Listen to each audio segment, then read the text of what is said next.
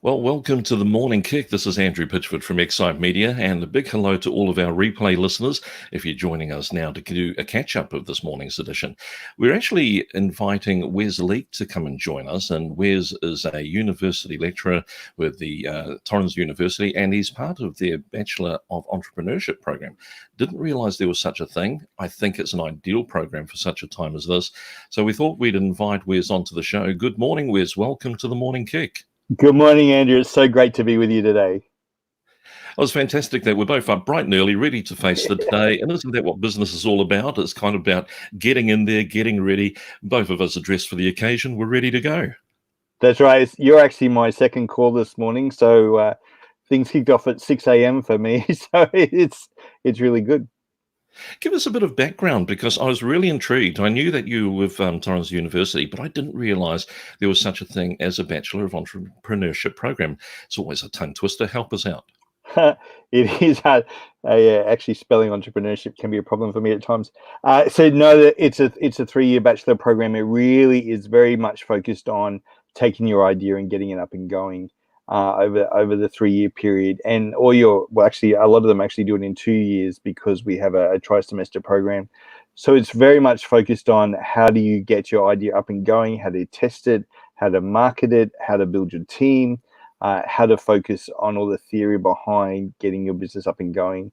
There's a lot of conjecture out there whether entrepreneurs are just born or are they, developed. And so I think we take more that we can develop an entrepreneur, get them up and going.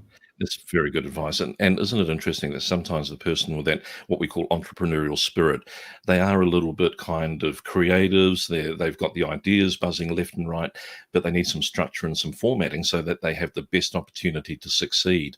So you're also involved in another program which contributes to that space, and that's Co-Starters. And I understand that you, alongside Margaret Aspin, have been putting this together. Now, correct me if I'm wrong, but roughly about 2 to 3 years this has been in the planning. Tell us what Co-Starters is and how it's come about in Australia.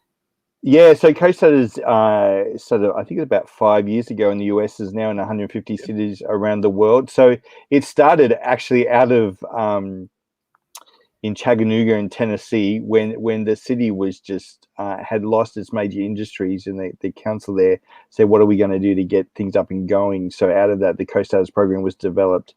It's really a program about taking your idea and getting it up and going and getting it into the marketplace and testing it.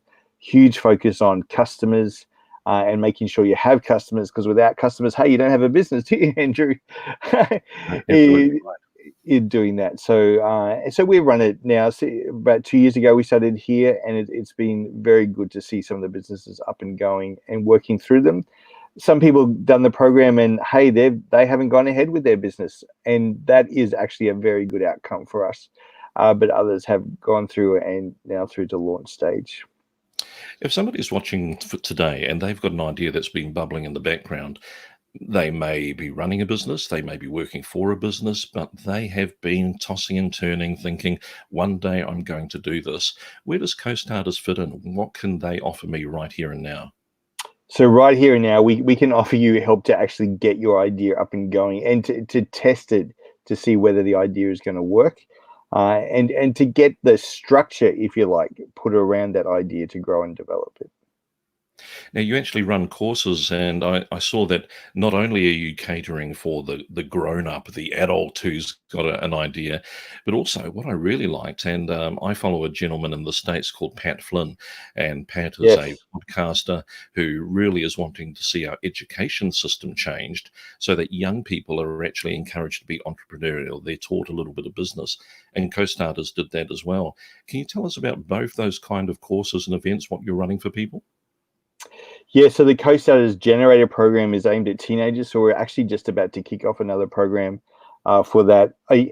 Andrew, I have 4 kids, and I have a 16-year-old son who's very entrepreneurial, and I could tell you how that gets him in trouble and how it gets me in trouble sometimes. But we shouldn't look at it. Yeah, I could tell you a story, but I don't know whether our school would appreciate it. Look, it's how do we help? Let me backtrack a bit here. what jobs are we preparing our kids for? You know, like a lot of the jobs that we're doing now, Andrew, didn't exist when we were at school. You No. know, the jobs are in the future not going to exist, but and each person needs to really be an entrepreneur, even when they're employed in somebody else's business, because you are selling you are the product and you are the service. And how do you have that entrepreneurial mindset? So I love taking the teenagers through that program. To help to formulate them to say, hey, this is what's it. It's funny, things really kick in once you take them through break-even analysis and they realize, hey, they can actually make money. It's a very pivotal point in that course. It's fascinating to watch. Well, there you go. Whether you're in business or whether you've got a child that you're recognizing the same thing that Wes is recognizing, go along to startupsinaustralia.com.au, register, get on their mailing list and find out more about what's coming up. There is a course that's planned for July, and you'll be able to find out more details. In a moment, Wes is also going to tell us about a new course that's coming out, but we'll just hold that one just for a moment, Wes. One of the things that we've been encouraging people to do is to really look at where their business is right now. And I guess I wanted to talk to you, Wes, about entrepreneurs who right now are wondering, I knew my project was risky. I knew that I was putting everything on the line, and then COVID-19 sweeps along. How do I handle the storm right now? How do I actually kind of reconsider or pace myself through this? You know, Andrew, I think one of the key things is you actually need to just stop, take a breath, and just review what's going on, what's working, what's not working at the moment, what can you do, what can't you do. I'd be picking up the phone and talking to your customers and your suppliers and saying, hey, how can I help you at this point in time? Communication is so key. Just to keep touch with everybody and find out what's going on. And I think some of you may find that actually when you talk to your customers, yeah, one of the things I say is, for business, you are solving a problem. That's why you exist, and your customers probably still have the same problem. You may have to serve them differently to what you've done before, but look at those options and be prepared to pivot. And the other thing is you have to act very fast these days. So you're going to stuff up. It's going to be there, but keep pivoting, keep changing, keep working, and don't give up, and keep plowing through. The other thing I'd say is to get together with others at this time, because you're not the only one going through this. Talk to others, and I don't know, Andy, whether you've seen this. That I think people are being much more helpful. We had a chat yesterday comparing the GFC to this. I think with the GFC it was more dog eat dog, but now it's like, okay, everyone's in the same boat. Let's work together to solve this. That's really good advice. And I think that sense that it's not affecting a few, it's affecting the many, really is probably changing the whole attitude. I'm really pleased to hear you say that. So coming back to that pivoting and being willing to try things and basically being willing to fail, you've got to learn to be kind to yourself first and foremost, don't you? And that must be part of the life of the entrepreneur. It is one of my concerns, is the level of mental health issues amongst entrepreneurs.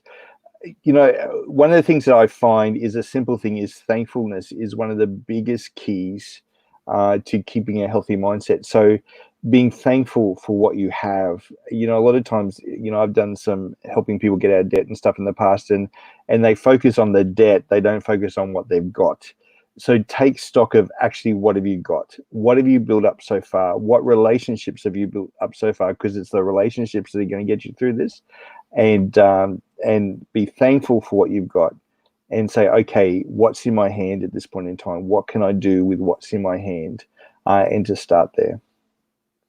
That's really good advice. Let's pivot ourselves just for a moment, and let's talk about the person who actually was planning to actually launch their entrepreneurial project, and then COVID-19 comes along, or maybe they've got a hint that with all of this work from home, remote working, maybe at the moment they're one of the people that have actually been stood down from their work, whether they're with Qantas or a local cafe. What's some advice that we can give them about whether now is the good time to start launching into your entrepreneurial project? Is it planning? Is it activation? What can they do? You know, one of the things is, I think, is necessity is the mother of invention, isn't it? The old saying, doing that. So, look, one of the things that I've noticed, Andrew, is stuff that we have been doing in the past has had small numbers of attendees is actually multiplying. And so, like, we did a webinar last week, which had 70 on. In the past, I've interviewed the same guy, had 20, and we've had nearly 500 views of what we did. There is an amplification that's taken at the moment. People are not as distracted as what they were. So, you know, I think they're open for engagement at this point in time. So reach out to them. Now would be a time to test your idea, because if it works now, it's going to work at any time. Are there some basics that we can do in terms of testing our idea? I mean, is the water cooler conversation enough? And given we're remote working and we don't get to the water cooler, how do we handle that? That's right. But so you're taking your networking skills online, I guess, at this time, and build relationship. You know, Andrew, have you noticed this thing here? A phone, I've got a lot of notifications on there. It was actually built to talk to people. Did you know that? Unique device. So this is what I don't know about you, but I'm having more and more conversations on the phone lately. Don't be afraid to pick up the phone and talk to someone, because and I noticed an expert was saying this yesterday, that don't neglect the phone and pick up the phone and ring people, because I think they're more open to taking your call at this point in time. That's really good advice. Wes, in terms of the things that you've seen with entrepreneurs going through your program, have there been some, what you might say, attributes of what makes a good entrepreneur? What are the things we should look for in ourselves before we start actually moving forward into this kind of project? Grit, the ability to stick at it, the ability to, you know, one of the things with the program is that each week they need to go out and talk to customers or potential customers and come back and tell me what's happened. And it's actually through that their idea has grown and developed and pivoted. Because, you know, Andrew, I don't know whether you suffer from this problem, but, you know, sometimes I think that I have the best idea in the world, and everybody should. You obviously don't suffer with that as much as I do. No. But it's actually not until you talk to someone. Talking to your significant other is a good place to start. But I would actually go outside your friends and family, because they have some preconceived ideas about you. So go actually pick up the phone and talk to people and say, hey, this is my idea. This is what we're looking at doing. Is that something that you would buy? If not, what are, you know, how would you suggest I improve that? In going through that and actually taking it to market and see, well, not even just taking it to market, actually picking up the phone and talking to people and say, hey, this is what it is. But I'd also say be careful who you talk to. Like, really try and target. Like, I sent you through our business model canvas that you can put up and share with others if you like. But it's key is, like, what is the problem that the customer has, and find out what is the problem that you're seeking to solve, and define who the customer is that you're actually targeting. And you know, on our canvas, we actually get you to draw a picture of your customer. What do they look like? What are their problems? What's the alternatives? And what solution are you providing for them? And to be very solution focused at this point in time. People want answers to problems they're facing. How can you provide that solution to them? I really like that. Wes, we're going to just start to wind this up with a couple of things. I want to ask you about who you should seek as far as extra people you need on your team as an entrepreneur. You know, who are the people that you should bring around you? But very quickly, you mentioned that there's another Co-Starters course coming up that may be useful. Can you just give us a bit of an outline so we're kind of ready for that, and where we should find it in the future? Yeah, so we're hoping to release this in the next couple of days. It's going to be called Restart, because it's time to start planning your restart. Some of you have been shut down. Some of you, your products and services are no longer able to be delivered in the way that they used to be delivered, or you've had to change. So it's actually taking a step back, and over a 2-hour period of time, just revisiting who your customer is, what's the problem, alternatives, looking at your distribution methods. Do I need to change the way I distributed this? You know, those who used to deliver training online, face-to-face, now need to do it online. What does that mean? pardon me, what are the different ways of doing that? You may have to set up a delivery service now. There may be other things that you can do as simple, having a stop, drop and go thing outside your business, and someone standing outside ready to hand it directly to your car. I don't know what it is, but to be there. So it's helping you to do that. It's also getting you in and just revisiting the numbers. It is scary that a number of people don't know what their numbers are in business. They don't know what their break evens are. And a lot of costs and things have changed quite dramatically at the moment. So you've got to go back and revisit those numbers. So we'll be doing that as well. So talk about a team. You're an entrepreneur, you're looking for a team.